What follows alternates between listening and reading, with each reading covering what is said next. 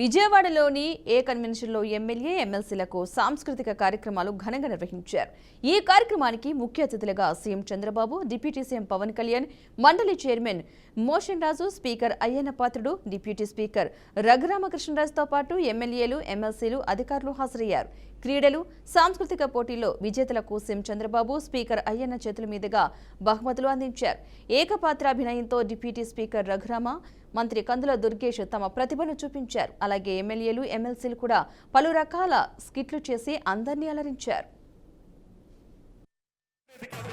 అఖండ పలనాటి సీమ ఖండ ఖండాలుగా నరకబడి అంతఃకలహాలతో రొమ్ము గుర్తుకుని పోయేది కాదే, రొమ్ము గుర్తుకుని పోయేది కాదు.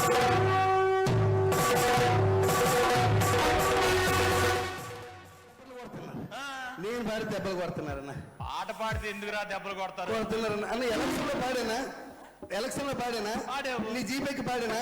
అందరూ ఆనాడు ఆచార్య దేవా ఏమంటివి జాతి నెపమన సోత శుద్ధుని కింద నిలువ అర్హత లేదందువా. ఎంత మాట ఇది క్షాత్ర పరీక్షయే గాని క్షత్రియ పరీక్ష కాదే, కాకూడదు. ఇది కుల పరీక్షయే అందువా.